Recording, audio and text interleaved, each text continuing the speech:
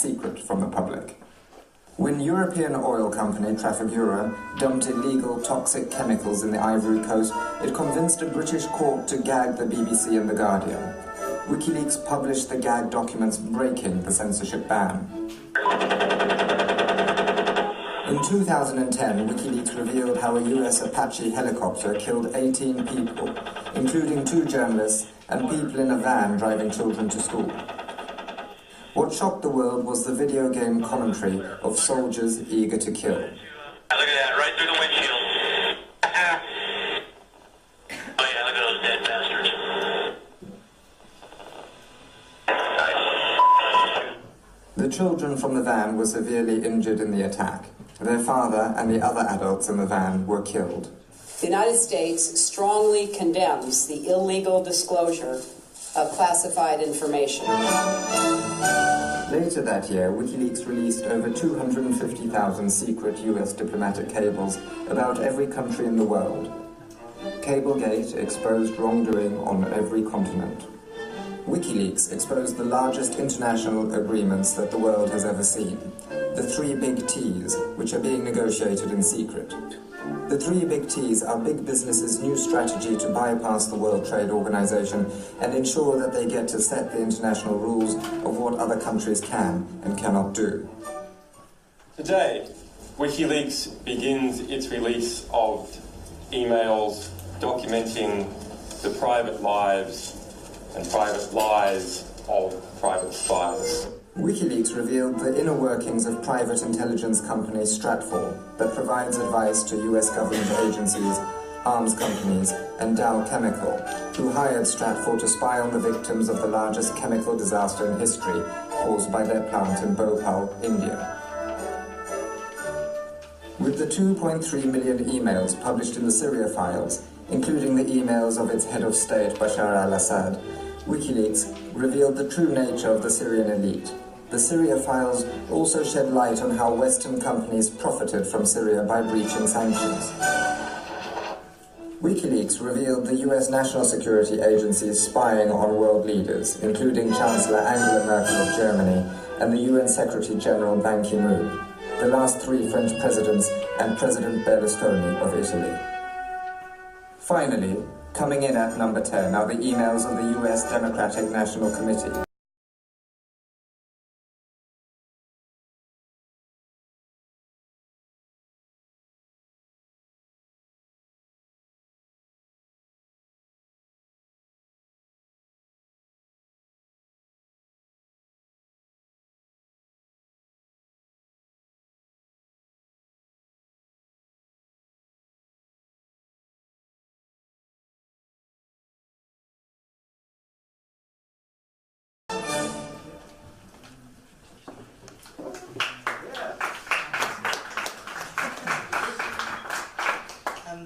Yeah, I suppose when you put it all like that, it's no wonder I feel a bit tired today.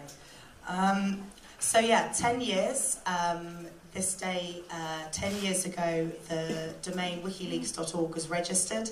Since then, we've published over 10 million documents. That's over 10 billion words. That's more secret documents than the rest of the world's media combined. Sorry to everyone in the room.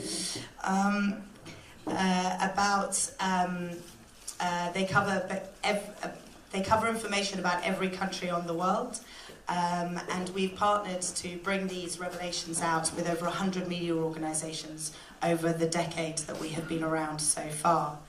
We're going to be celebrating over the next 10 weeks with new events being announced all the time, quite a number of supporter activities that people can get involved in. We have promotions on our book, the WikiLeaks Files. This is the hardback copy, but the paperback is about to be launched. So yeah, there's a lot going out over these next 10 weeks on the sort of supporter community side. We actually have some quotes coming in, some happy birthday quotes. There's one that came in just this morning from Chomsky, which you might be interested in. He says, on our birthday, WikiLeaks has provided a unique and quite outstanding service to people of the world, bringing to them information that they should and deserve to have, and that has been illegitimately concealed by systems of power. So it all began 10 years ago with the concept of an online Dropbox that Julian Assange devised. This concept, we're very proud to say, has now become a lot more normalized and has spawned and is a number of media rooms around the world. The concept here was that there was a system that was possible to be built, that he did build successfully, that people could submit documents online. That means they could upload them and get them directly to a media organization anonymously.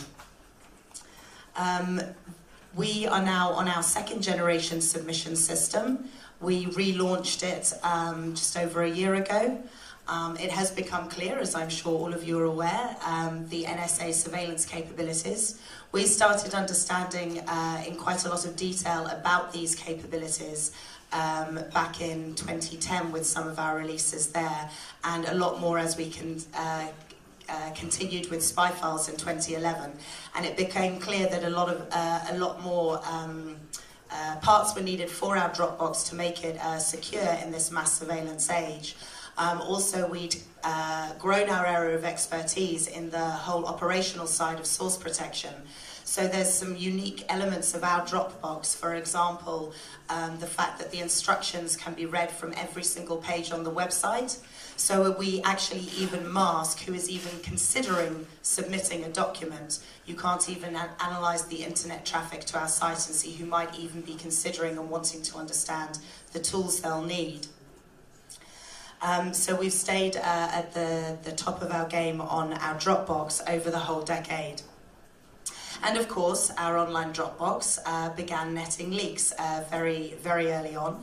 It was just a couple of months later that our first publication came through. And since then, they've just kept coming. We've had, for example, quite a lot on Guantanamo Bay. These began in 2007 with the standard operating procedures that came out then. These showed the regulations around torture, propaganda uses by the US government to try and cover up their illegal behavior within Guantanamo Bay. What happened with the Guantanamo files, we've noticed actually happens in quite a lot of areas, that when we start publishing, the impact that we go for, that we promise our sources, is very successful, and other sources of other information relating to that topic understand the expertise that we have in the area, that we've generated the media partners ready to work on those topics, and often a submission and a publication on one specific topic will net more on the same topic. So after we began in 2007 on Guantanamo, documents about Guantanamo Bay, we actually just continued to get more, and we've been publishing up until 2011. We still had some more on Guantanamo Bay. There's a number of these. We will be looking at every week over the 10-week period at different topics, themes or countries, and these stats and information will be coming out. Some other examples of some early on documents, there's a couple of interesting ones. German media, Focus magazine. Back at the 11th of August 2008, we released the missing pages of the Schaefer report into the illegal spying by German intelligence on the German press. The 2006 report, compiled by a former federal judge, investigated spying on journalists by Germany's BND, the Secret Intelligence Service here, which is forbidden under German law. The missing pages contain detailed descriptions about the BND's contacts with Focus magazine. The codename Jerez for one of the journalists there was Huffelschulter, who was in contact with them quite a lot, which was shown through these documents. We also released just the year before that, in 2007, the Stasi files, showing that the Stasi was still in charge of these Stasi archives. Then we moved through and we started getting a new trend coming in 2010. We started getting a large lot of document sets that were large archives. We began quite famously in 2010, Collateral Murder. I joined the organization just after that, and I was part of one of the first of these large archives, the Afghan war logs, that we put out in 2010. That was over 90,000 reports from the war in Afghanistan, from the US troops on the ground there. This was the first time that a media organization was publishing such a large set of documents in this way. It was a first for us at that time, but has a trend that has just continued and has grown. A few months after that, we published similar reports from Iraq. 40,000. These showing, for example, one such revelation from these reports was that the US government would not be reporting a number of instances of torture abuse claims that, that were received. And then, later that year, 250,000 cables. These were diplomatic documents from the US State Department, and we began in 2010 with publishing 250,000 cables. This was a publication that ended up with 100 media partners. We were publishing for several months. This produced amazing results all around the world. A couple that show the impact. For example, the cables have been cited by Tunisian academics for having contributed significantly to the revolution in Tunisia. They also were one of the main bases for immunity being withdrawn in Iraq. The Prime Minister at the time explained that this was a reason, the information in the cables, for them taking away immunity for US troops.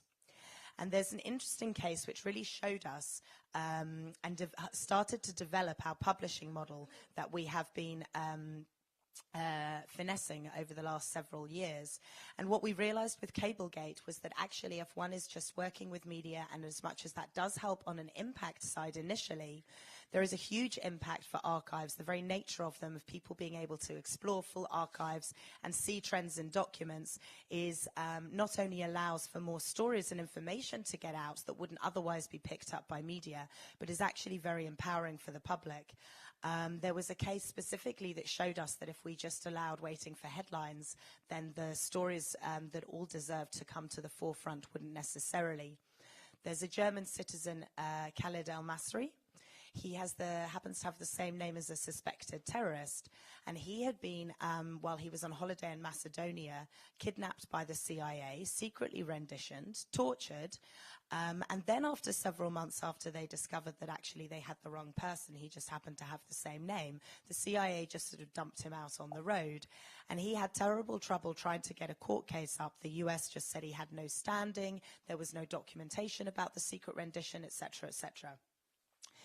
In the end, although partners did not pick up those cables to publish them initially, when we put out the entire set of Cablegate unredacted, he was able to go through, him and his legal team, they found the documents that were actually able to get them, and they were able to use them in the ECCHR case that he took that was eventually successful.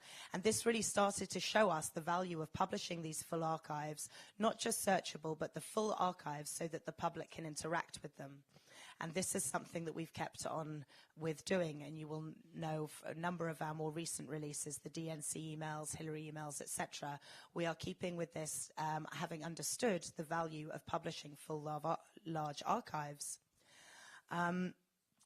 Of course, for this, we got quite a number of attacks. The biggest and most interesting for me that we get, obviously we get DDoS attacks, and technically people try to take us down. We're very successful and always have been at staying online. We don't unpublish documents. Our links aren't broken. But the one that was most interesting to me are the propaganda attacks that we get. And we've been living with these for several years. The first one that we were hit with when I joined was the blood on your hands with the Iraq war logs, which I found just incredible even at the time. We were literally publishing the deaths at their hands of tens of thousands of people, and somehow this was turned around that because we explained to the world that the US were knowingly doing this, we somehow had blood on our hands, which of course is not true at all. And what was interesting with this story that still is occasionally repeated, although predominantly people have come to understand that it is just based on a bunch of lies, was that actually this point was brought up in the trial of Chelsea Manning. And the US government tried very hard to try and show in that trial that there had been any harm done from any of these publications. This was something they wanted to use against Manning and of course Julian and WikiLeaks. And what was interesting was that the US government themselves, despite having successfully brought up this talking point, were actually able to find no evidence of harm. And you can see some of the quotes here, and it became very clear in the trial that actually even the US government don't have any facts to back up their point. And we've seen these sorts of propaganda attacks continue. We're going through quite a large one at the moment. Doesn't surprise us at all. We've also come to understand quite a large trend with these propaganda attacks, that every time we're about to publish, or we're publishing large things, or we're in the middle of a big investigative partnership with a large archive that's coming out, and it's very clear in the power that this is coming, and the powers that be, or the organization that we are publishing about, whose lies and secrets we are revealing, does start in this big propaganda spin against us. And so with the large amount of documents that are clearly coming, that Julian has made a few small references to recently, and of course some have come out, the DNC emails, etc. Of course, as is usual for us, a large spin machine went into play against us, and there have been, it seems, quite some digging through past publications. There really is, it seems to me, quite a concerted attack to go in through and just try and find anything. Of course, as is usual, when you start to pick them apart, none of these actually work. I'll just look at a couple of them now that have come out recently, just to illustrate, I suppose, how easily falsifiable and based on no facts, just spin. And it is interesting to me that it is all happening at this time where clearly we are at quite a height of publication. So, for example, Russian agents. I'm apparently a Russian spy. We don't publish anything on Russia. Apparently it's a bit too difficult to Google WikiLeaks Russia and see the 2.3 million emails that we've put out exposing Assad's regime, because apparently we were not publishing on Russia and Syria, or the 650,000 documents that we've published on Russia. That was apparently a bit too difficult to fact check. What's another good one we've had recently? Oh yeah, the Turkish one. Oh, this was funny. Yeah, so then there was a big hoopla online because apparently we'd published some data on Turkish women, and everybody was getting very upset, and it was personal, etc., etc. The most amazing lack of fact-checking here. What was being referred to was not even anything that we'd published. And in fact, the person that did publish it actually stated that it wasn't us, that they'd published it, and they had now removed it after this criticism. But apparently, well, we'll just ignore the tweet, we'll just ignore people explaining they published it. No, we'll attribute it completely falsely to WikiLeaks and try and get up this spin. So for us, these sorts of attacks are quite interesting. It's interesting to see the type of reaction and spin one gets. As I say, these are always, we've seen the trend, it is a reaction from an organization or entity that we are publishing about. They are bringing it up in defense. And so it is actually interesting for us generally to see the types of attacks, the type of spin and propaganda that is tried to be worked up, because this actually tells us even more about the organization, interestingly enough, that we were revealing about in the first place. So, yeah, as long as journalists are willing to not fact check, we're willing to do it afterwards. And we've learned that the main lesson through this is, through these propaganda attacks, is just keep publishing. We publish real documents, true documents, source documents. They speak for themselves. The public can interact with them themselves, and that is, and always has been, and is now 10 million or 10 billion, depending on if you prefer words or documents, that many times that we have been proven correct on this. And so we will keep publishing. It has been 10 years and 10 million documents so far, and there are a lot more coming. We've got Julian will be speaking a bit more about that in a second. But right now, we're just going to hear from one of our media partners briefly. The other one was due to be joining us, John Getz. Sadly, he's been held up. Oh, no, he's here. Just at the last minute. Grand entrance, hey, John. I know your game. Stefania and John, if you'd like to come and join me. So John Getz is a German journalist here, and Stefania has come from Italy, and they're just going to say a few words about working with WikiLeaks as media partners. Me? Okay. Okay, can you hear me? Okay, good. So, good morning. I'm here not because I have special wisdom. I'm a journalist like you. I just want to share my experience of 10 years of WikiLeaks. I spent the last 7 years partnering with WikiLeaks, working on all their releases from the Afghan war logs to the latest releases. So I have quite a lot of experience. And Sorry, Stefania Sure. Maurizzi, and it'll also be on the slide at the end, and it should be in, if you've got one of these packs, it should be there, but Stefania. Yeah, Stefania On the- Maurizzi. Yes, I'm working. But yeah, it'll be on the slide at the end, Stefania Maurizzi. I'm working for the Italian news magazine L'Espresso and the Italian daily La Repubblica. So basically, it all started in 2007 when one of my high-value sources was basically destroyed, had very serious consequences just for contacting me, just for trying to contact a journalist. So at that point, I realized that the well-established techniques to protect sources which journalists use are no longer working. We need something better. So I'm a mathematician. Before journalism, I got a degree in mathematics. So I have good sources in cryptography. And one of my high-level sources in cryptography told me, well, you should have a look on that bunch of lunatics.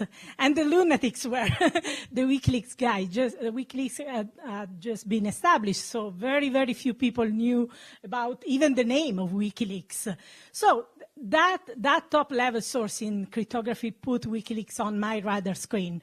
And I started looking at this organization, their work, how they were publishing things, how they were basically operating. And I got very interested in their methods, in their approach to journalism, because it was a good approach, very different approach to journalism. And suddenly, in 2009, one night in July 2009, at 3 a.m. in the morning, someone called me, "We are WikiLeaks." Okay. Could you please get up and go to your computer, because we have a file, and you need to get this file before it is too late. Please go to your computer, and could you please help to verify the authenticity of this file? So I went to the I accessed this file and realized that it was very important. It was a file about the garbage crisis in Naples. Probably you know this crisis because it hit the headlines around the world. And it was basically the alleged role of the Italian secret services in this crisis. So at that point, I realized their methods. I realized how they were operating. Though at that time, I knew very little. And I started tracking them down, trying to understand who they are, how they work. And that was in 2009 when people had no knowledge about WikiLeaks. From 2009, I basically started partnering with WikiLeaks on all their releases, working on each of their releases. And I could tell you some good paranoia stories about the paranoia of getting fake documents. But I could tell you also, tell you a very good story about tough journalistic work for verifying these documents and try to put them in a context, getting good stories, because this is what journalism is about, verifying documents, finding angles, finding stories, and make these stories accessible to the large public. And when you go to the court, when you get libel cases about this story, well, you have to be sure you publish very good and very and absolutely genuine documents, because you go to the court and you risk personally, you and your newspaper, of course. And we went to the court and we won the case when we got libel cases about our WikiLeaks releases. Well, I could tell you how important. I mean, it was thanks to WikiLeaks documents that we were able to learn what happened behind the scene of the story, the Italian story. Actually, it is an international story. You probably know the extraordinary rendition of the Milan cleric Abu Omar. Abu Omar was kidnapped in Milan, and basically Italy is the only country which nailed the CIA agents involved in this rendition. And thanks to WikiLeaks cables, we were able to understand what happened behind the scene, how the US government tried to put pressure on the Italian prosecutors, on the Italian politicians, in order not to have this case going ahead in the court. And I could tell you what happened with the Syria files when we discovered the Italian arms giant Finmeccanica selling this communication equipment, military equipment, to the Assad regime. And in that case, we got a libel case. So we got a major libel case, but we were able to win because documents were true, documents were genuine. We had done a good work, and WikiLeaks had done a good work revealing these documents, revealing a story which would have been inaccessible without the WikiLeaks document. Finally, if you check the latest UN report on Sudan, you probably know that Sudan is one of the countries which is under embargo by the UN. There is an arms embargo. And the UN inspectors, actually the UN experts, go there, travel to Sudan, and check whether this embargo is well respected, whether there are violations, whether sanctions are needed. So if you check this latest document, which was published the 22nd of September, you will see how the UN inspector uses WikiLeaks documents to expose companies selling this military equipment to the Sudanese regime. So you will understand how even the UN rely on these documents published by WikiLeaks. And this report was basically released 1 week ago after apparently Russia tried to stop its publication. So in that case, no one said, well, WikiLeaks revealed some document, but Russia didn't want to reveal. No one said anything, but the documents are used by the UN expert, and it was important to expose the companies violating the embargo, the UN embargo against Sudan. So that's why I keep working on the files, I keep working on the releases, because they bring these important documents which would be inaccessible otherwise. Thank you. My name is John Getz, and I work for the NDR and for the Süddeutsche Zeitung. There was some misunderstanding, I think, in some of the announcements that I work for WikiLeaks or something like that. That's not true. Just want to make that very clear. I'm a journalist that works for NDR and for the Süddeutsche Zeitung. And I was asked just to kind of talk about, my experience over the years working with WikiLeaks. And it first began with the Afghan war logs and the Iraq war logs and the diplomatic cables when I was working at Der Spiegel. And it's continued today in my capacity where I work now. And we've worked with WikiLeaks on some of the releases. We haven't done all of the releases. There've been, and basically we look at each release at a time, and we look to authenticate and look at the value of the publication, and then we decide based on that example if we're going to go ahead or not. And it just, when I look back at the last 6 years that it's been for me, it's very interesting how I came very naive about encryption, about the safety of emails, the safety of downloading documents. I remember at the time I found all of that stuff completely irritating and like, why are they wasting my time? These are really, really difficult people who like seem to take joy in making my life as a journalist difficult. Do you know? I mean, that was really how it felt like to me. Do you know what I mean? And they were constantly harping on this whole security thing.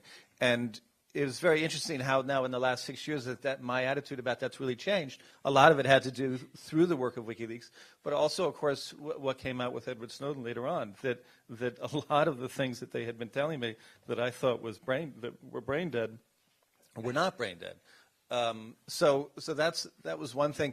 And there was also just one other thing I wanted to mention, that I did a lot of work on the Khalid al-Masri kidnapping case that Sarah had mentioned earlier, before WikiLeaks had been involved in it. And there was actually, there actually still is an arrest warrant today from a German state prosecutor for the 13 CIA men who had kidnapped Khalid al-Masri. The Munich state prosecutor has an ongoing arrest warrant.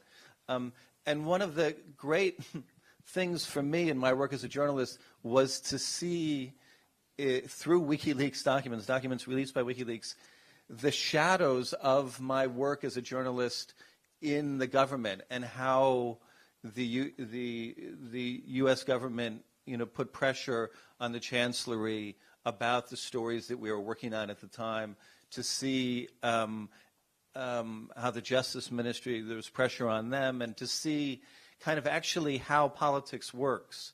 And it, for me, was just, and it remains one of the most interesting insights of that time. So if people want to know later on, I'm happy to talk to anyone individually about what it's been like to be a journalist who works with WikiLeaks sometimes. And yeah, so that's. Does anybody have any sort of questions on working with us and our partnerships or anything like that John and Steph could answer? No? No? We're all good. Yeah. Okay. Thank you. Yeah? So I'm xual with Reuters, but how do you, from WikiLeaks perspective, how do you decide which media organizations you work with? Do you have a sort of a stable, you send the information out, and then as John is indicating, the media have a choice, decide yes or no, and not going to work on that? I mean, how do you decide that, and how did you do that at the very beginning, I imagine? Yeah, so we'd had some media partnerships for some smaller size publications before Cablegate. In the summer we had with the Afghan war logs, for example, a sort of smaller size one than we then came to have with about 3 or 4 partners. And as we rolled out Cablegate, essentially what it was that as we would start to publish the cables to do with a certain region or country, we would basically analyze the media in that country and look at who had the best investigative teams, and would therefore do justice to the material. Often we got more than one in each country. We actually discovered, working with some of the media, that stories will on purpose be missed because of a political bias of the editorial of a paper. So we would often actually get multiple media in a country, which in itself, how that worked, often ended up quite an interesting exercise in itself of what one would miss and one would get, or miss on purpose. And then going forward, we've then built up this very strong partnership with over 100 around the globe. And so if there's documents relevant to a particular country or a particular interest in there, then we will approach the media partners that we have there already, and if there's an area where we don't have, although we're getting very few countries now in the world where we don't have good media partners, but if not, then we'll do the same process of analysing and deciding, and then there's a bit of a process of teaching the security tools and how to work in a secure way with the documents, so there is a bit of lead-in time, but that's how. And then when a publication comes along, again, same analysis, who will be the best media partners, what type of is our ideal partnership, and then we go and approach those people. Okay.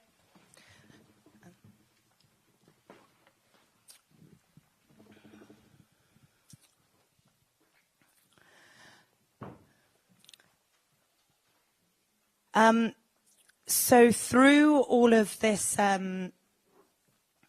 through all of these publications, we've had, yes, the propaganda attacks, but also some legal attacks against us as well. This began obviously in 2010 with the banking blockade. We've been working hard against that to not only get the blockade dropped, but to actually get some justice for it.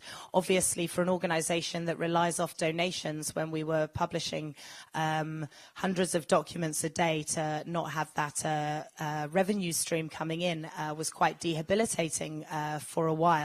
But we pushed on through. We have managed to predominantly successfully defeat the banking blockade. We've won court cases against Visa and MasterCard, and we're in the damages phase of that. So hopefully over the next few months and year there will be some updates on that case, but we are being successful as that progresses. We've then, of course, had a lot of surveillance, electronic, some of it mass surveillance, and some of it obviously targeted. Julian Assange is in an embassy where, although there was several months ago, the Met Police did put out a statement that they were taking away their overt surveillance, they did state that they were going to be upping the covert surveillance. Sorry, I thought that was a question. Sorry to pause. But yeah, so I had a particular interaction with some of the U.S. grand jury case against us and the surveillance that we get. A couple of Christmases ago, I got a lovely Christmas present from Google, where they sent me finally, after having been keeping it secret for 2 years. They sent me the subpoena that they'd had on my emails. Now, it was interesting that this was a private email account before I joined WikiLeaks, so this really goes to show the dragnet nature of the investigation in the United States that Melinda will talk more about in a second. And just before she comes on, I just sort of want to say that we've really seen with the grand jury in the US from a member of staff that this is really, we can see that it is trying to get our boss, our editor-in-chief, Julian Assange, but it's quite worrying for all of us as members of staff that they're willing to go to these lengths, where my private emails, you know, with my family, etc., were caught up in this dragnet surveillance to try and get Julian on criminal codes such as espionage, conspiracy to commit espionage, Computer Fraud and Abuse Act. These are all very serious crimes in the United States. And this is on top of something I just want to illustrate now because I think it shows it quite well. This sort of surveillance and these sorts of secret legal threats that the US government has been, or the US has been making against us, have also come from a number of government officials in quite a personal way ever since 2010 they began.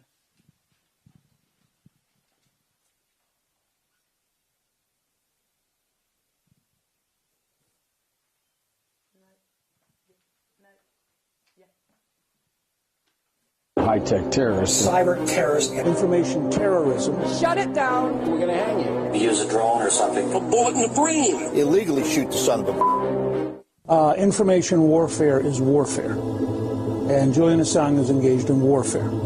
Information terrorism, which leads to people getting killed, is terrorism. And Julian Assange is engaged in terrorism. He should be treated as an enemy combatant. WikiLeaks should be closed down permanently and decisively. Should the United States do something to stop Mr. Assange? We're looking at that right now. The Justice Department is taking a look at that. I would argue that it's closer to being a high-tech terrorist than the Pentagon Papers. This disclosure is not just an attack on America's foreign policy interests.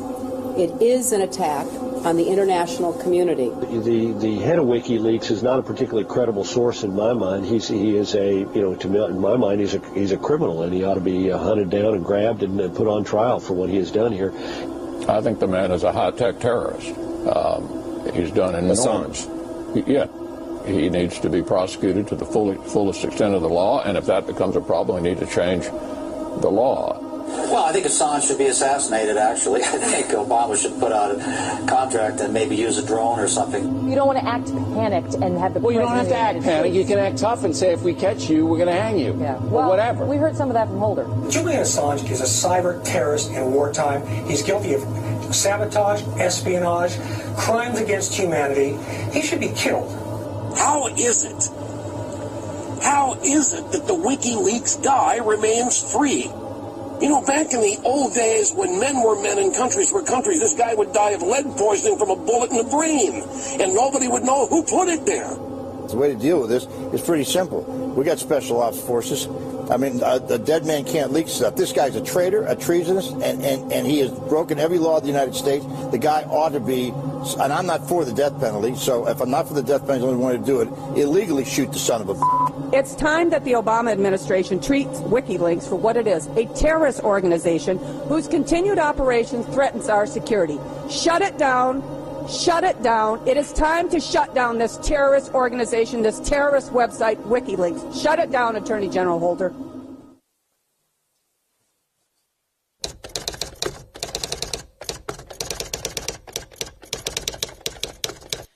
So yeah, they're quite serious threats there coming from some very official people in the US. It's also came out just in the last couple of days that actually these sorts of comments came from Hillary Clinton's mouth as well, where she in a meeting questioned whether he could be droned or not. So to explain a little bit more about the current status and any updates of this US case, we have one of Julian's lawyers here, Melinda Taylor.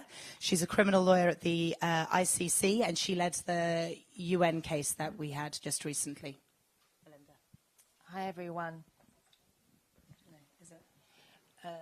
This year, the UN Working Group on Arbitrary Detention issued a landmark decision finding that Julian was a victim of illegal and arbitrary detention. They further found that the circumstances of his detention violated his right to protection from torture and cruel treatment. They found that Sweden and the United Kingdom had a duty to ensure his protection and security.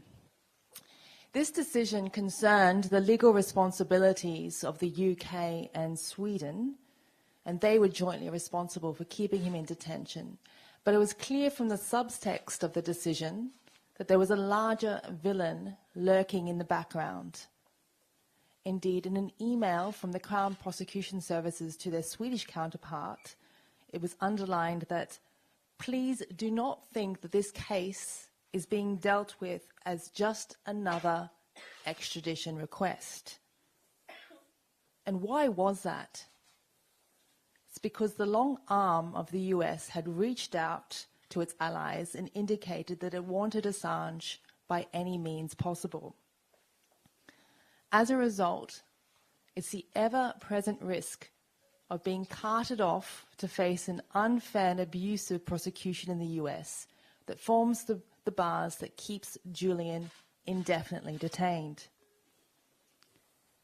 The complex legal decisions and actions that have given rise to this indefinite detention can be distilled to a few simple and irrefutable facts. There is an ongoing national security prosecution of both Julian and WikiLeaks. It is the largest investigation under the Espionage Act in US history, and it is the largest cybersecurity prosecution in the US Army. This prosecution has already given rise to several legal abuses and mistreatment.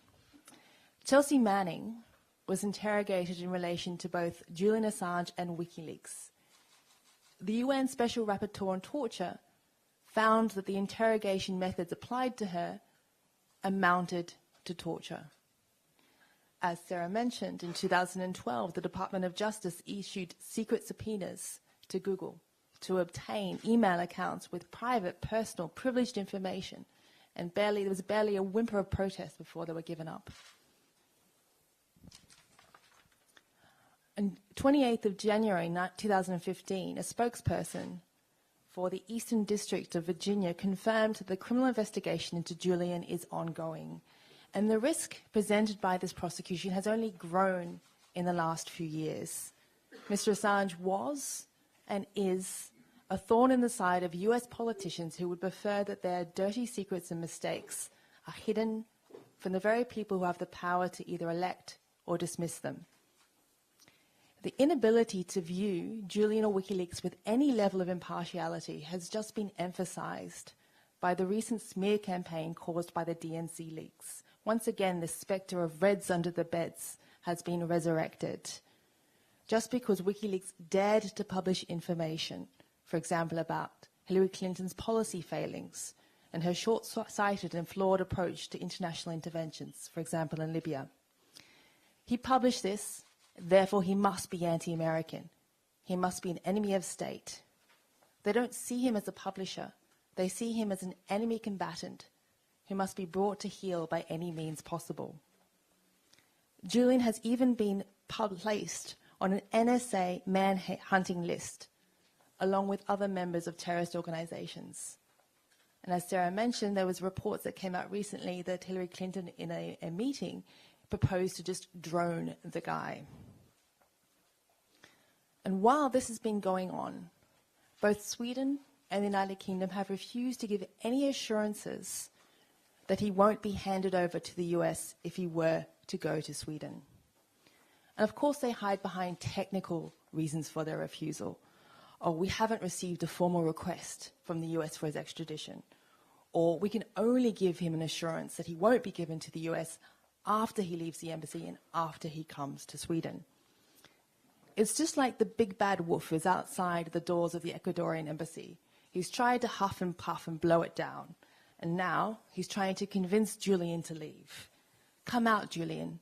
I might be chomping on a Chelsea Manning sandwich. That might be Edward Snowden in a frying pan behind me, but you'll be safe if you come.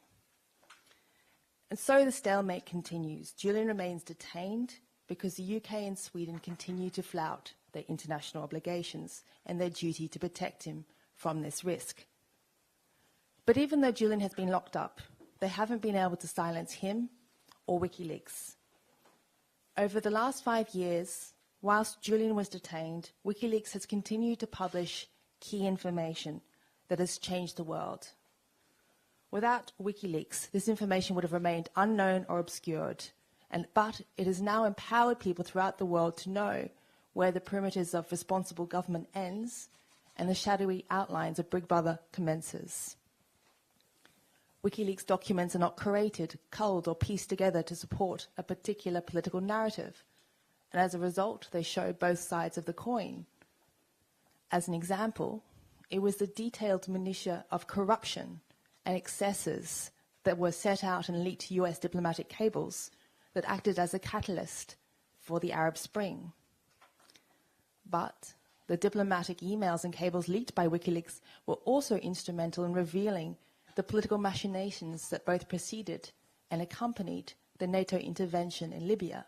For example, one can see in Hillary Clinton's emails that she was aware of the profile of Saif Gaddafi as a potential reformer.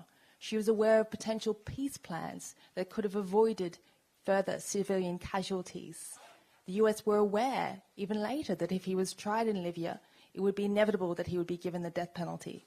Nonetheless, all of this was avoided or ignored because of the political calculus between securing oil contracts as compared to protecting civilian lives. So these documents have had a range of repercussions in a range of areas. They're used by both the Victims' Council and Defense Council international courts and tribunals. And that is because they help to establish the truth. Truth might be a universal value, but it's a rare commodity. Not everyone has equal access to authentic evidence. If you're a sitting head of state or a head of a multinational corporation, often you can conjure up documents at a minute's notice. But if you're a human rights defender, a political opponent, or a dissenter, it's very hard to get access to evidence to help prove claims or protect your rights. But by making troves of authentic documents freely available, WikiLeaks has leveled the legal playing field. Thanks to WikiLeaks, you don't have to be a government crony or an insider to get information concerning, for example, the collateral murder of civilians and journalists in Iraq, mistreatment of detainees in Guantanamo Bay, US spying on foreign diplomats, unfair and unbalanced trade agreements. Today's event has been convened to mark the 10th year anniversary of the registration of WikiLeaks. These 10 years have transformed the notion of democracy and human rights Because of WikiLeaks, people throughout the world have the power to know what is being done, why it's being done, and by whom it's being done.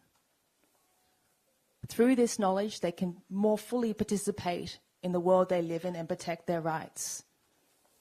I would like to thank Julian WikiLeaks for making this possible now and hopefully continue to do so in the future.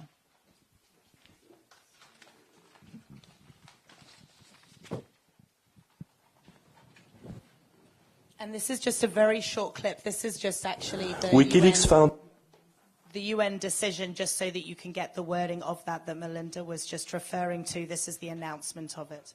Julian Assange has been arbitrarily detained by Sweden and the United Kingdom since his arrest in London on 7 December 2010 as a result of the legal action taken against him by both governments. The expert panel called on the Swedish and British authorities to end Mr. Assange's deprivation of liberty. I think the recommendation is quite clear. Respect his physical integrity and freedom of movement, and afford him the right to compensation. And despite that UN ruling that came several months ago, Julian is still in the Ecuadorian embassy in London, although hopefully via video to us right now. These things never work just as they're meant to, huh? Quiet, please. We heard that, Julian. All right, that's great. Wait, hold on. You're just a random voice, sort of weirdly echoing, sort of in an omnipresent fashion down to us.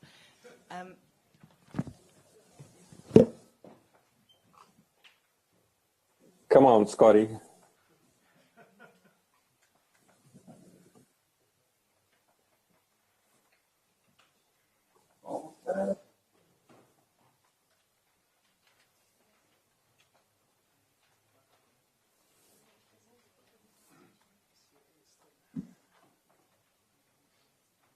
Maybe if they press all up. Okay,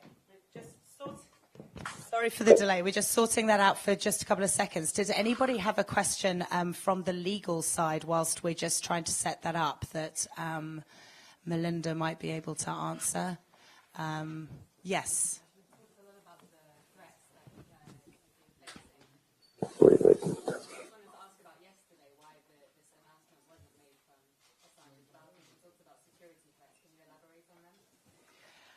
I don't know if you want to make sort of a general comment. I would say that on the specific announcements, the sort of, I know it sounds a bit bad, but it's a bit of a get-out clause, but obviously the nature of sort of a security issue for him is one that we can't really go into too much.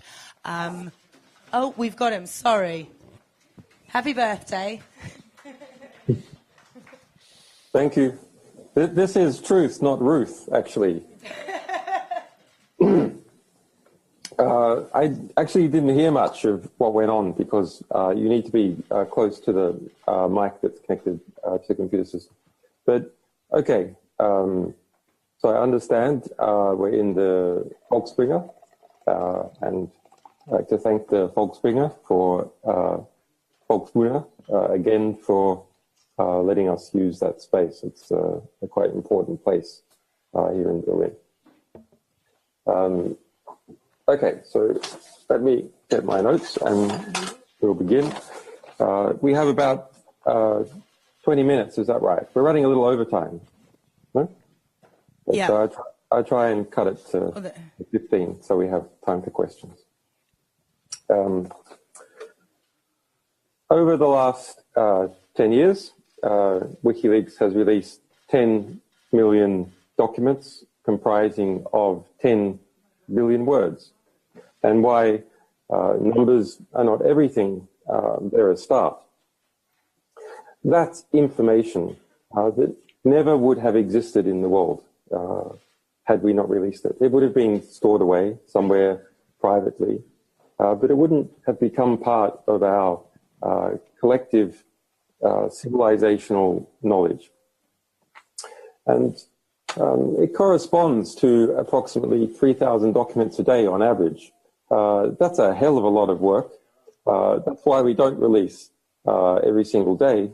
We do things at scale in order to, say, release 100,000 documents at once.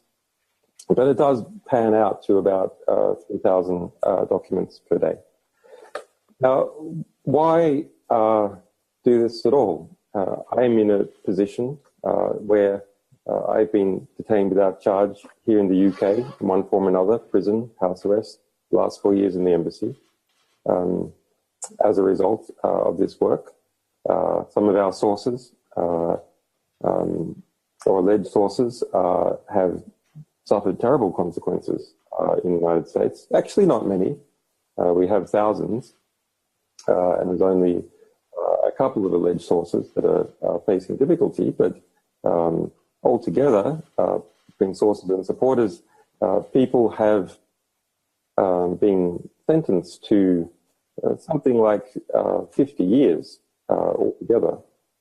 And the two most significant cases is that of Chelsea Manning in the United States, sentenced to 35 years in prison, purely for communicating with the media. That's the allegation. There's no other allegation against them. The United Nations found that they had been tortured by the subject to cruel and inhumane treatment akin to torture.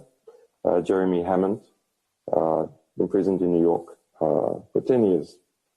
And a number of supporters back in the heat of the kind of first phase of neo-McCarthyist hysteria in the United States in 2010, 2011, went through a legal process as well. Most of them got off without any imprisonment.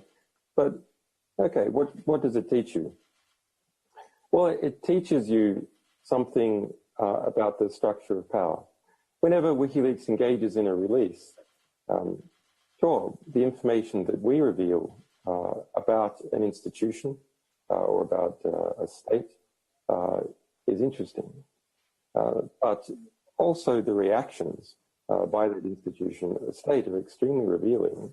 And the reactions by tertiary players, such as particular media groups and their alignment, allied institutions, and so on. I mean, this in some ways harkens back to the old statement of Voltaire that if you want to understand structure of power, you should see who it is that you have difficulty writing about. Well, myself, my staff, and our sources, we believe in some kind of romantic ideal. It's quite a quaint notion. It's quite a uncynical notion. It's quite a notion, in fact, that perhaps in some ways doesn't belong to this time. It belongs to an older time, or perhaps a future time, which is that through understanding the world, we can do something sane. We can do something rational. It's not something of something out of a postmodernist view of extremely bounded rationality, where everything is kind of pointed. No, we actually think it's fascinating to understand the world around us, and through this understanding, we can see justice come from it, as we have in many cases, some of which Sarah has pointed out. In fact, you can break down this quest for knowledge and understanding into really the three types of history. By history, journalists will understand that I don't mean what happened 100 years ago, or not only what happened 100 years ago. I mean history circa now, the history that is unfolding all around us. What are the three types? So type one is the history which is subsidized, where there is economic interest in propelling it and promoting it. That, of course, includes all kinds of advertising and propaganda, but it also includes very basic things, such as how to hammer in particular types of nails, how to build a pump, how to fly an airplane. Extremely important information, but one that has an existing industry propelling it forth into the world. Type 2 history. Now, this is unsubsidized history, history which has lost its economic subsidy, knowledge which is no longer propelled in the world but sits there and perhaps slowly decays. That's important to try, in some cases, to revive that knowledge, but generally speaking, it's not kept around because people don't find it interesting enough to keep around. And then there's the type 3 history, and that is the type that WikiLeaks is involved in and that I have been interested in all my adult life. And that is subjugated history. It is the history where there is an active effort to prevent it entering into the world. And this type of history, if we can find it, if we can grab hold of it, if we can pull it in to civilization and our collective memory, this is a type of history that would not have otherwise existed. That's true for nearly every document published. It would not have otherwise existed as something to be discussed by people of different languages and different cultures. A good example of that is, say, the Iraq or Afghan war logs. That's a rich documentation of the history of a war, and in fact the history of two countries, that would not have otherwise been present for the people of those countries or for the other countries that were embroiled in those wars to understand and derive lessons from.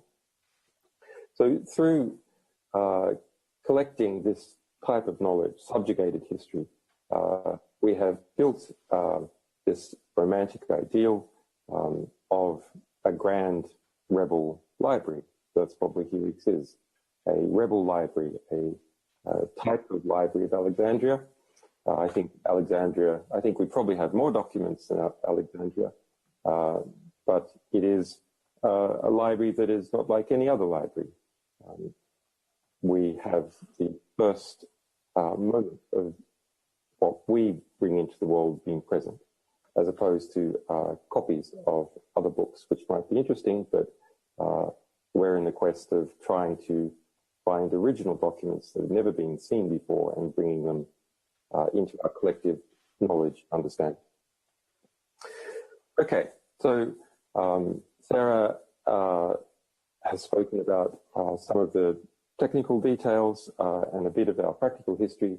I want to speak now about some of the things we're doing going forward, the future of WikiLeaks. Well, I know I've seen the internet, and I understand that there's enormous expectation in the United States. But some of that expectation will be partly answered, but you should understand that if we're going to make a major publication in relation to the United States at a particular hour, we don't do it at 3 a.m. That is something for later. So we have a great many upcoming publications. Now, WikiLeaks has grown into a relatively strong position. We're a publishing organization that has no debts, has never had to fire anyone, is entirely funded by our readers, has succeeded in every litigation that it's been involved in. I think that puts us in an enviable position of being completely independent, not being dependent on dodgy foundations or advertisers or state funds or exceedingly wealthy benefactors, which of course always have their own interests. But nonetheless, the material that WikiLeaks is going to publish before the end of the year is of a significant moment, such a significant moment in different directions, affecting three powerful organizations in 3 different states, as well as, of course, the information previously referred to about the US electoral process. But WikiLeaks needs to change in order to survive and thrive through the next few months. Now, why we have been growing and while we are in a position to, and I expect to be able to build up to about 100 additional journalistic staff over the next 2 years, we are going to need an army. Not an army, of course, engaged in physical hostilities, but we are going to need an army to defend us from the pressure that is already starting to arrive. That pressure is being placed on a number of elements that are close to us. It has been placed in one way or another on the state that has courageously given me asylum. It will not succeed. There will be consequences for it, if necessary. Of course, if I am not able to continue, or the Ecuadorian people are unreasonably blamed for WikiLeaks publications, I will have to resign as editor, but our publications will continue. So part of the necessary defense of WikiLeaks, we have engaged in a new project to recruit people across the world to defend our publications.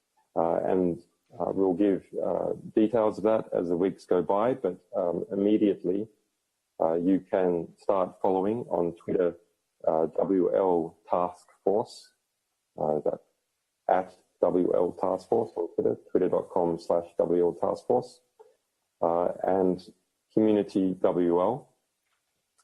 Follow those, and we will issue guidelines about how you can promote WikiLeaks publications, prevent their censorship, and we will also give, if necessary, effective call to arms if the pressure increases a lot more than it already has, which I expect almost certainly that it will. What else? The funding model of FAS is a very interesting model. FAS is a German newspaper, and it's something that we have been working on for a while. WikiLeaks will soon launch a membership system where we will give voting rights in relation to 20% of the discretionary expenditure we have. It's important to keep us independent and keep a sustained and predictable income as opposed to significant income coming from the times of publication, but in the times of between publications where there's extensive litigation, then the funding is more unpredictable, which is a difficult position to be in if you're in the middle of litigation. Okay, on upcoming journalism, because we have so many publications due before the end of the year, we're in both an enviable position and also in a very difficult position of having more than 1 million documents to get through of many different sources. We need to increase our number of press partnerships. We have about 110 different organizations over the years. I think there's about 89 that are active at the moment. I think Sarah might have displayed them before. But we need to increase the number, especially in the United States. So journalists that are interested in taking one angle or another on upcoming publications and getting embargoed access you do need to be a publication which has significant impact. Write to press@wikileaks.org and tell us what your circulation is and what your medium is and what your subject matter expertise is. We have a book which has just come out, that is the WikiLeaks Files. It is out now in the United Kingdom. It is 40% off this week at Verso. If you just Google Verso WikiLeaks Files or search for it some other way. That's a cool book, and it's available by ebook as well. We have another book coming out later this year.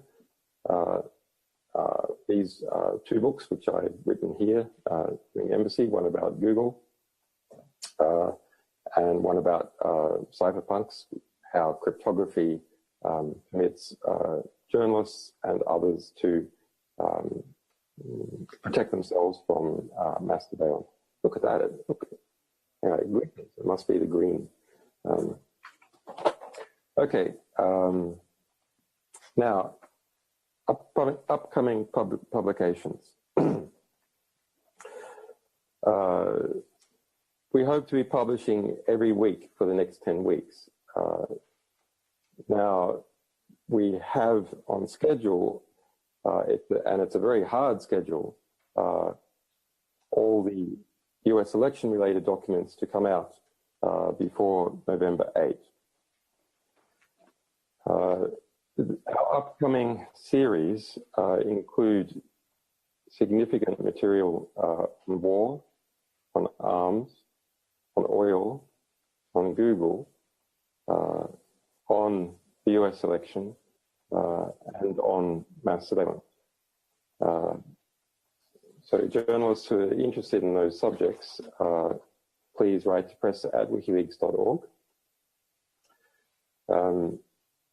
We will be beginning the first publication in that series this week. I'm not going to specify the hour because, of course, all the press whacks get ready to try and spin in the other direction. Okay, so finally, so we can get on to questions, there's a lot of thank yous. I'm going to avoid 10 years worth of thank yous.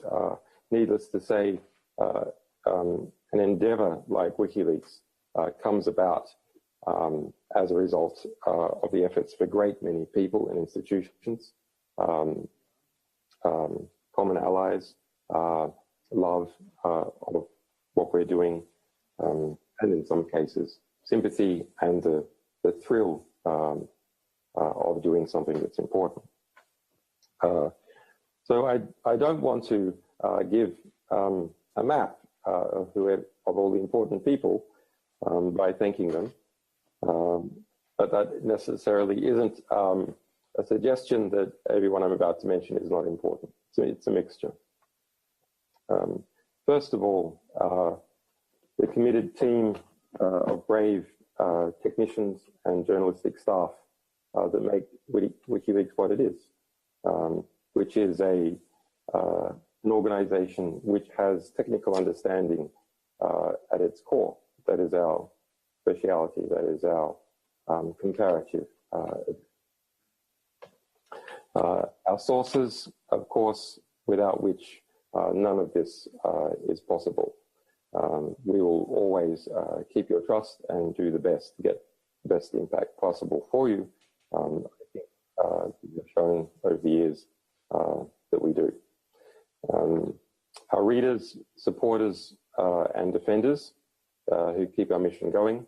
A lot of staff and a lot of legal battles cost a lot of money. And it's only through the funding of our readers and supporters that we're able to keep that big ship going. Our increasingly formidable legal team, they're public, so it can be named, including Balthazar Gazon, Barry Pollack, Margaret Kunstler in the United States, Melinda Taylor, Gareth Pierce, Stella Morris, Renata Abilia, Kerry Schenkman, Jennifer Robinson, Julian Burnside, Greg Barnes, and more than 100 other lawyers in different countries. nearly all of whom work pro bono, although they're expenses. Our allies, media partners, and other defenders in hundreds of institutions and countries, especially the Center for Constitutional Rights in the United States, FFDN, Reporters Sans Frontiers, Human Rights Watch, the ACLU, and the Freedom of Press Foundation in the United States. Professor Gavin McFadden, who's in a very difficult way at the moment in terms of his health, Susan Ben, and John Pilger, who should be personally thanked. The people and government of Ecuador, from the United Nations, who've courageously respected my human rights despite considerable pressure over the years.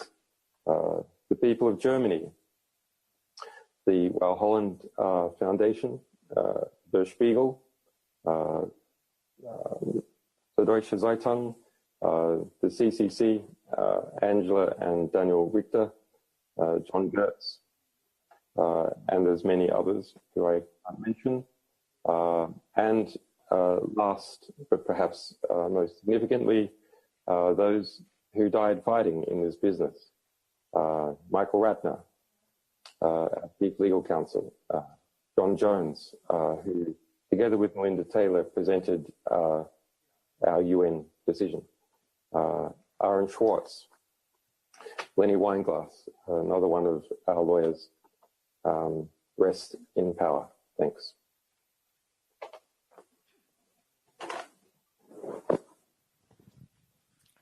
Thank you very much, Julian. So we have some time to take some questions. Yeah, sure.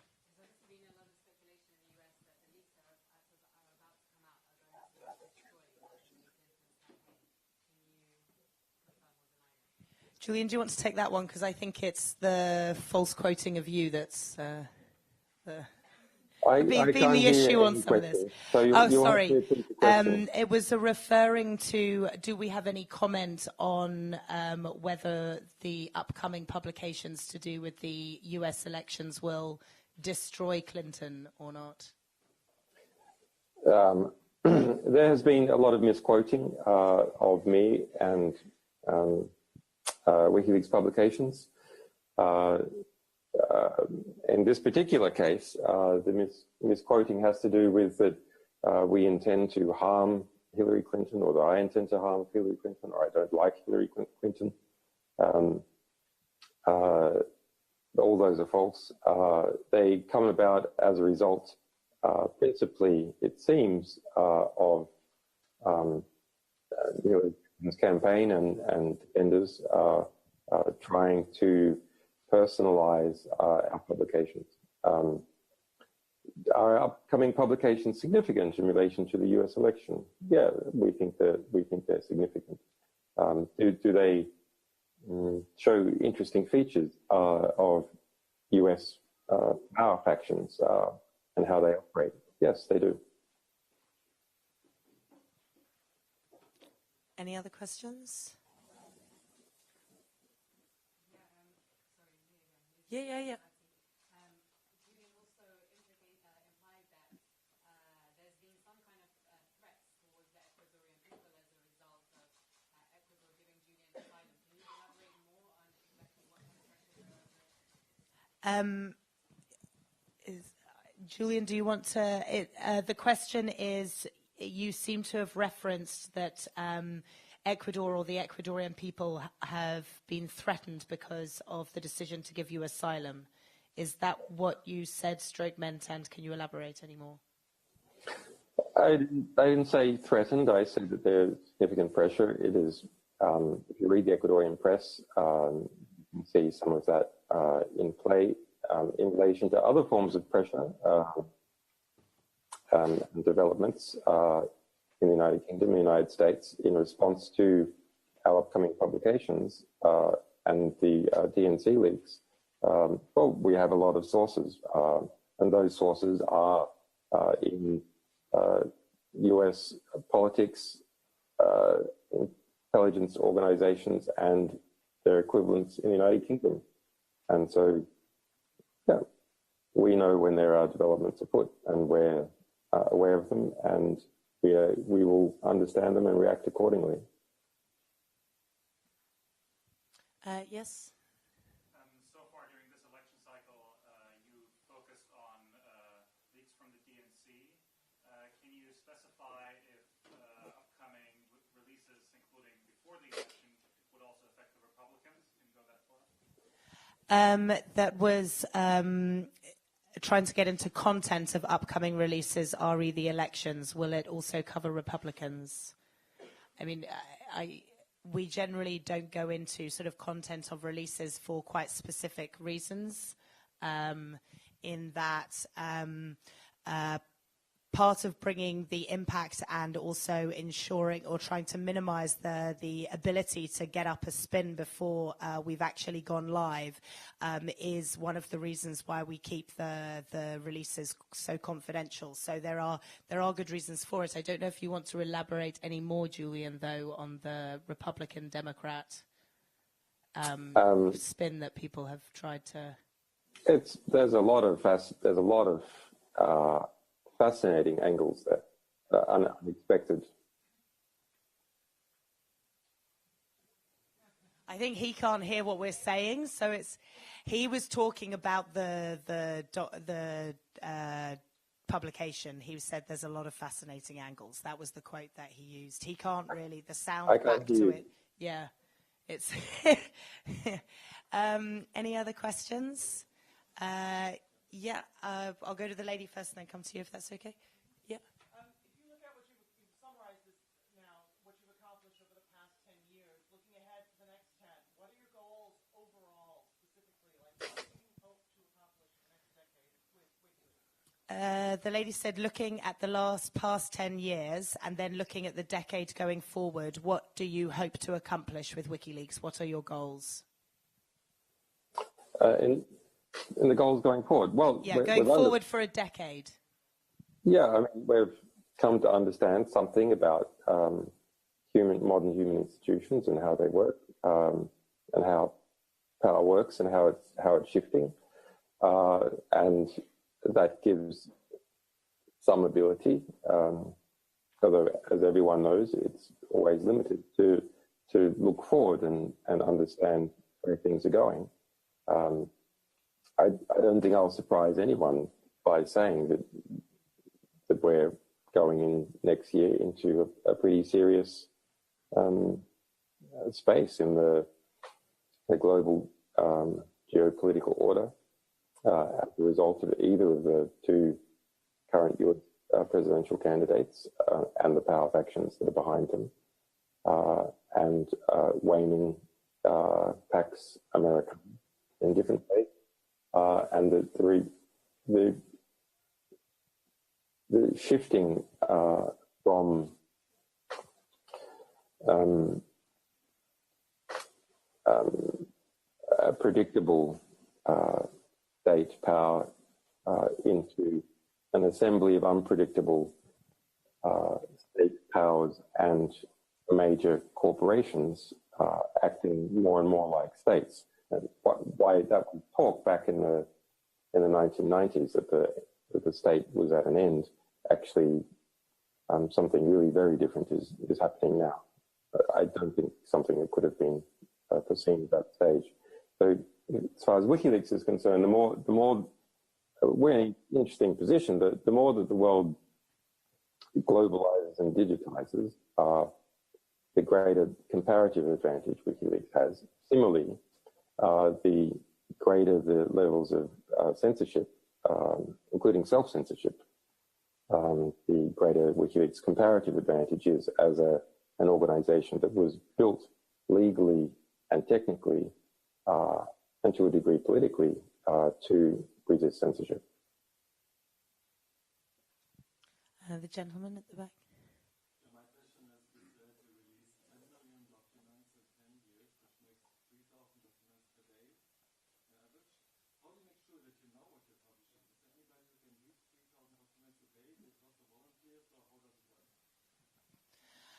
Do you want to go with this one? Oh, sorry, you can't hear. The question is regarding the stats that we've published, of how much we've published. We say it's an average of 3,000 documents per day. How do we verify at those quantities? Do you want to talk about? Sure. Yes, of course, that would be impossible. No, it wouldn't be impossible. It would be very hard if we were dealing with 3,000 new sources per day, one source, one document times 3,000. But it's a matter of verifying collections and verifying something about the source or the original source of intermediaries related to a collection of material.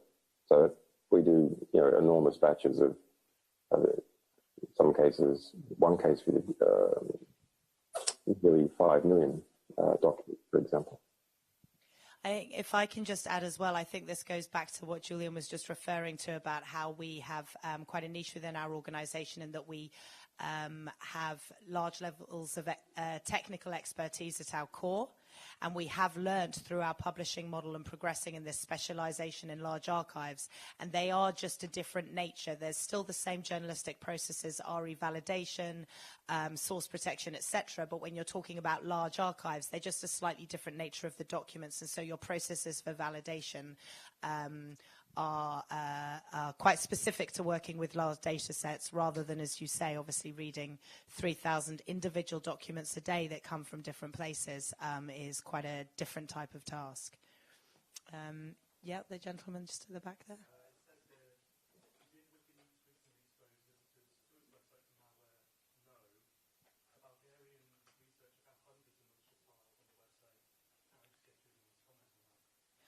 Yeah, I don't know if you want to do that one, Julian, or...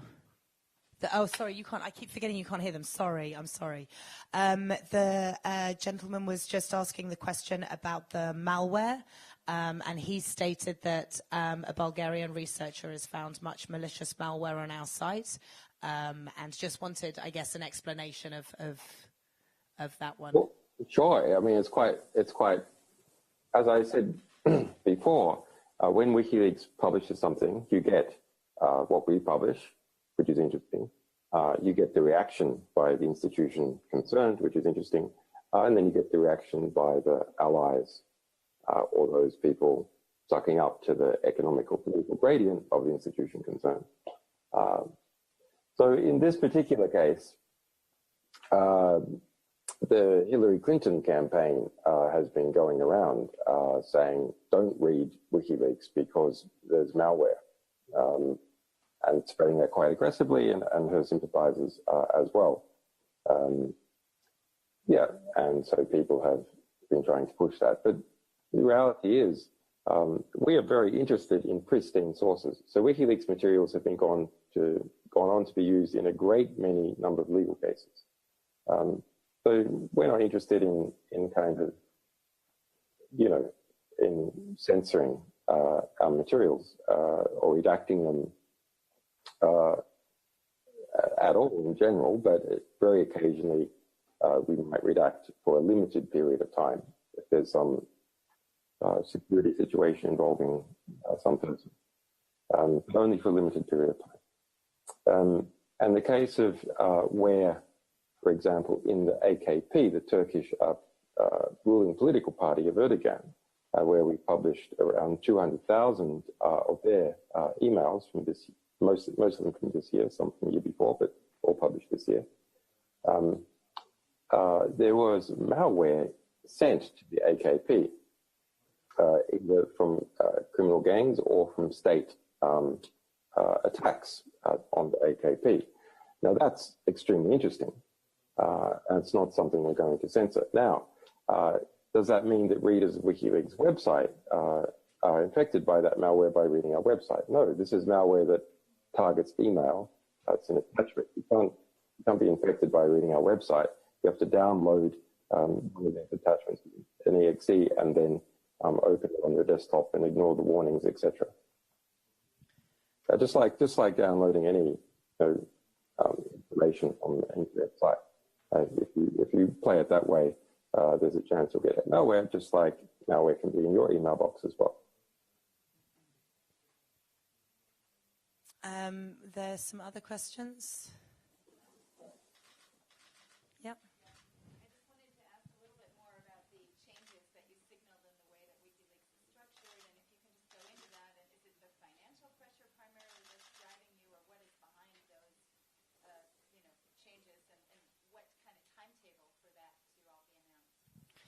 So the changes in structure, the lady was asking a question about the changes in structure you were talking about. I don't know if they were, you would describe them as changes in structure or just sort of increase, but she was wanted to know any more about these, and particularly the donation side that you'd referred to, and what the timescale is on these changes to take place of the upcoming more organizational changes rather than just publications.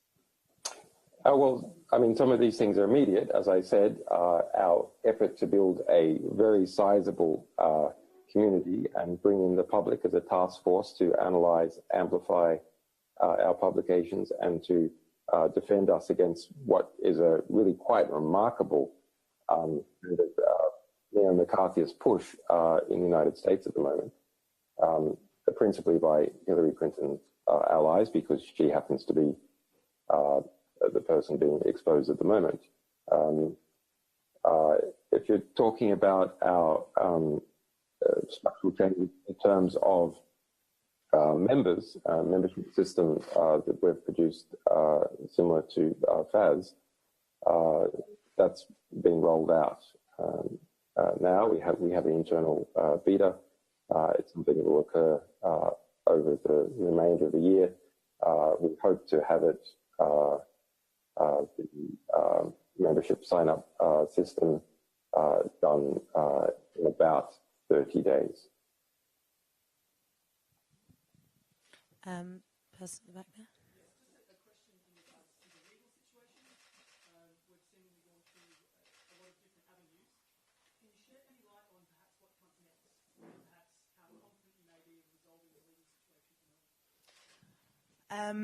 Legal, are you talking about sort of with the US grand jury? Are you talking?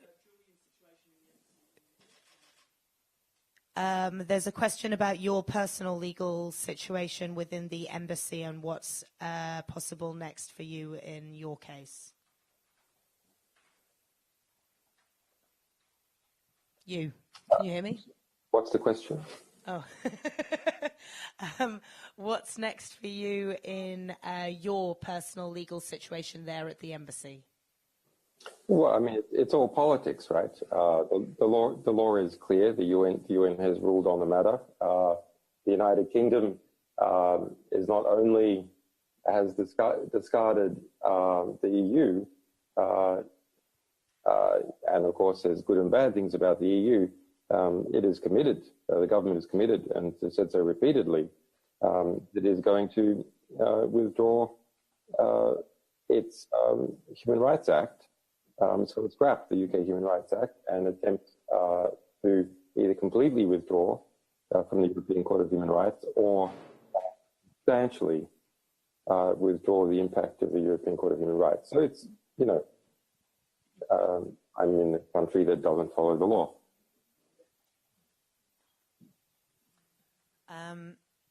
Yes? In context of some of the things we've seen on the WikiLeaks Twitter account, does Julian feel some affinity of some kind to Donald Trump?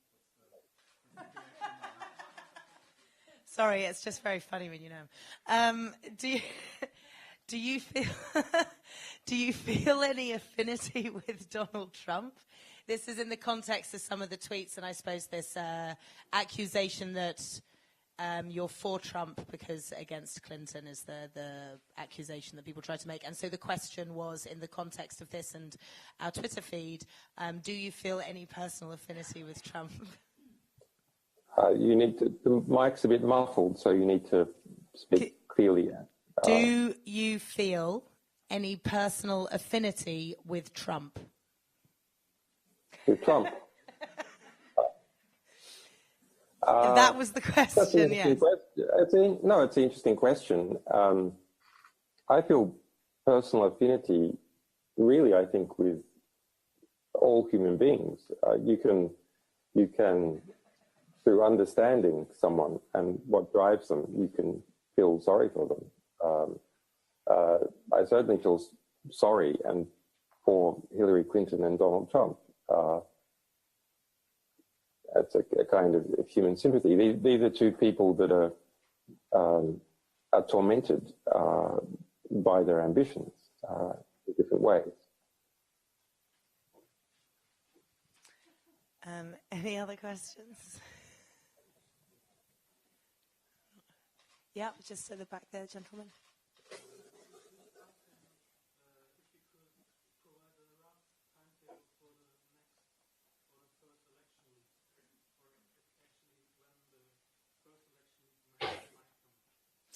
So this is talking about, you were explaining there's a number of different publications coming up. Are you able to give any more specificity on when one specifically to do with the elections will be coming? I know you've said there'll be several over the next weeks.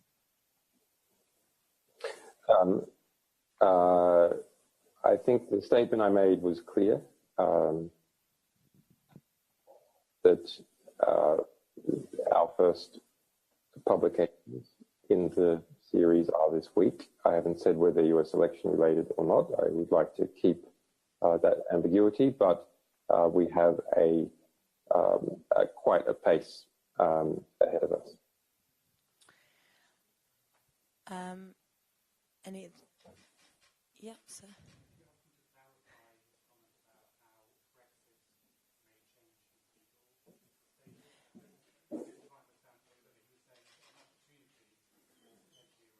Yep, sure. Can you just do a quick clarification on your Brexit statement and that this could have changes for your legal case? Did you mean that specifically more as an opportunity or as a risk for your legal case? Well, the Brexit is a slight risk in relation to there will no longer be appeals to the European Courts of Justice. So there are certain avenues that are cut off there. On the other hand, I mean, I have a lot of legal cases. So we have the US case, and the UK is to confirm and deny with US extradition warrant will be landed in the UK. We have a UK bail case, which they're trying to arrest me over seeking asylum in the first place, which of course is completely illegal, but they're attempting to do it anyway. And we have the Swedish extradition warrant, which there's no charges for. So that in relation to the Swedish extradition warrant, which is an enormous rhetorical problem, and is used by the UK rhetorically to justify, although not legally, that is going to face increasing political and legal difficulties. The UK has said that it is going to grandfather in all existing EU law and then start knocking it out. But the abuses of the EAW, including by Sweden and including in my case, were one of the things that drove the UK at an intellectual level in terms of its sovereignty debate out of the European Union. And there were significant debates about the abuses of the EAW in Parliament. So I would be surprised if the EAW is not significantly attacked as a result of things like extradition without charge in the UK Parliament as the transition occurs. Yeah.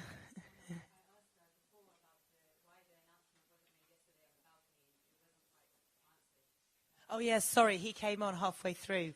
Well, we could just ask. Yeah, the question is regarding, can you give any further information on the reason you had to cancel your speech in London later today? The security was given, but do you have anything else you can add? Yes, we received information.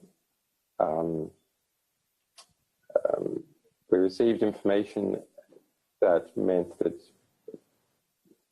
the people involved in doing the security for the event believed that it should not be done.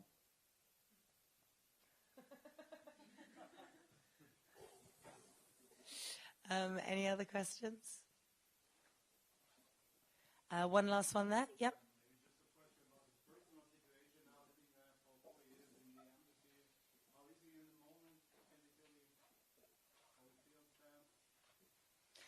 How are you after 4 years in the embassy? How do you feel sort of physically? You look all right to us.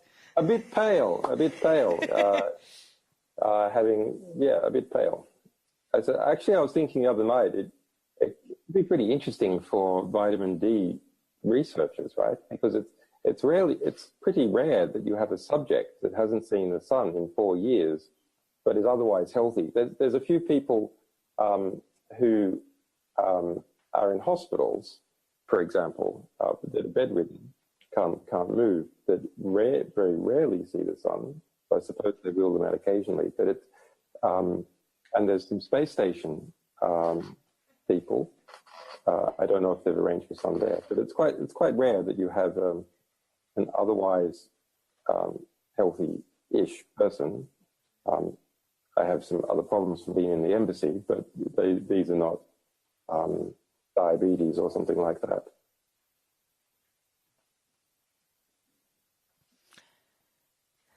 One last question. What can Americans do to support WikiLeaks now that it's been polarized as every American supporting them as a communist? There was a question specifically in relation to the propaganda attacks that we receive, and particularly from the US. And in that sort of context, do you have any advice for our supporters from America who may sort of feel pressures for them to be maligned, etc., because of their support? Robustly engage with it. It's I love it. These propaganda attacks, they're so amazing. They're pathetic and laughable in all sorts of cases and dangerous in others, but they're so revelatory of the different associations in power between different groups. So you should really see them as an opportunity to understand who's aligned with who and how social and political conformism works. It's a very accelerated process, and so one is able to see it unfolding in real time. In terms of combating it, there was some of you may not know, but there was just an incredible front page story of the New York Times a few weeks ago, in 2 interior pages about us, with no facts in the story at all. The only fact, or alleged, the only news in the story was that the US government said they couldn't find any connection between us and Russia.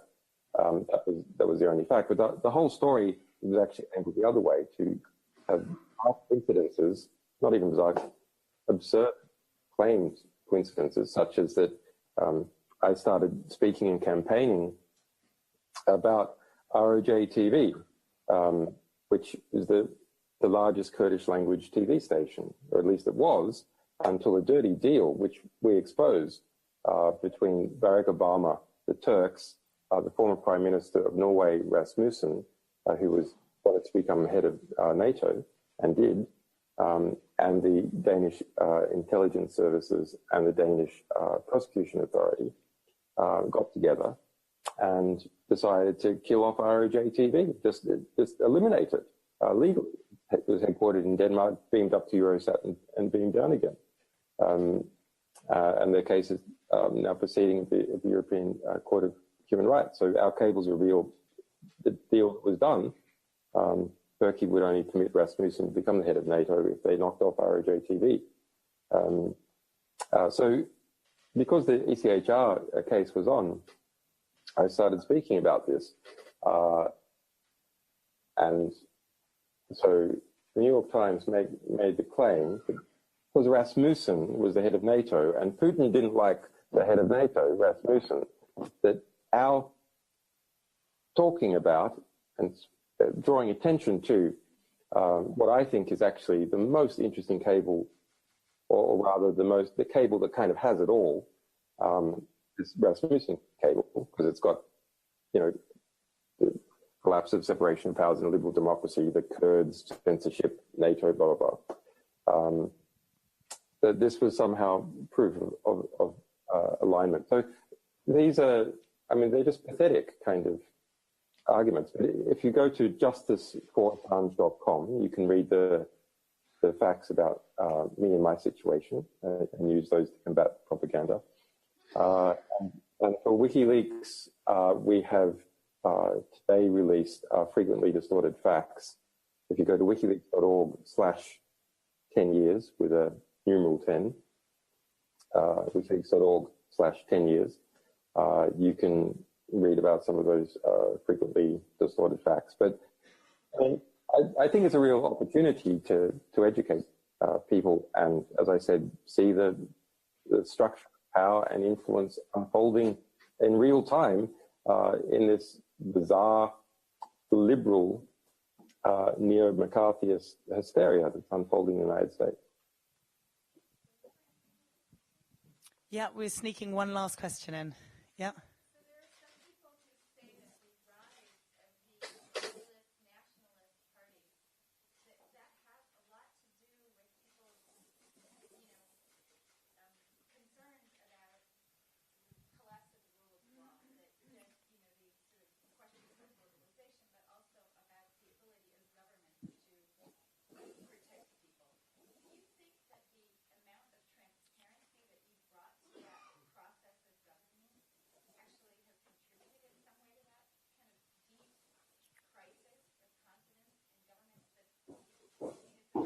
This is quite a good one to end this thing on. It's okay, so, and correct me if I'm misrelaying any of this.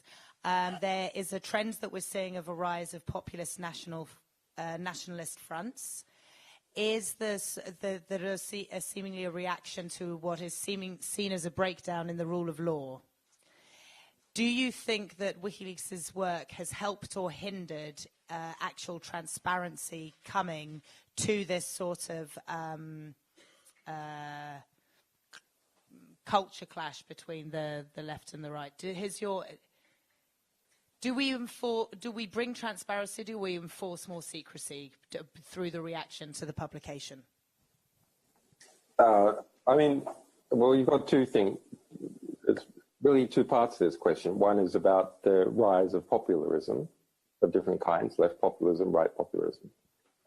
And the other is about what is the reaction by intransparent organizations to being made transparent by whistleblowers and activists and other sources. For the second case, this was a part of what I played 10 years ago in my discussions with others. So if a intransparent organization that is involved in an abusive processes, not just a single individual doing something randomly, but some kind of structural abuse, then of course it has two choices in response to exposure. Option A is to stop the abusive conduct. If its internal workings are revealed, it's not something that gets the public or other institutions offside and has a political economic cost as a result. And option B is it can take everything off paper. It can conceal its processes. But concealing processes takes economic work. Now, there's good reasons why systems are well documented. It's because they start to decay through Chinese whispers or through the periphery, not obeying the center, as well. If there's not a clear chain of command, etc. So sure, you can take everything off paper. You can go completely oral, but the result is a maximum size of the organization or the maximum size of that process within the organization will reduce, and therefore the systematic quality of abuse or injustice produced by an organization which generates opponents, if it is known, must similarly degrade, or the whole organization must reduce in size because of the extra expense of doing things in this manner. Now, in relation to, so it's basically a win-win. you either get an organization which is less abusive or an organization which is smaller because it's taxed by its own secretive processes. In relation to the rise of populism, well, I mean, my analysis is that most of this is caused by the breaching or the gradual degrading of existing media hierarchies. And social media has clearly played a significant role, but as has all the new media startups, new organizational startups, where now every organization, even a tiny one, is a publisher and is able to publish its views on the world and its position, etc., directly, rather than sending this through gatekeepers. As a result, established powers which connect to large media organizations, I know there's a lot of journalists here that work for them, but I'm sorry they do, and create standards, often very bad, usually to prevent or make it costly for journalists to question existing establishment powers, and just occasionally good. These are in decay. And so as a result, the more common sentiments of smaller organizations and individuals start to rise, and it's only natural that in response to that you see an increase in popularism. And on that note, I'd like to say, Julian, thank you very much for joining us here in Berlin. Thank you to all the press for coming, and thank you to our supporters for being with us for 10 years and beyond. Thanks, guys.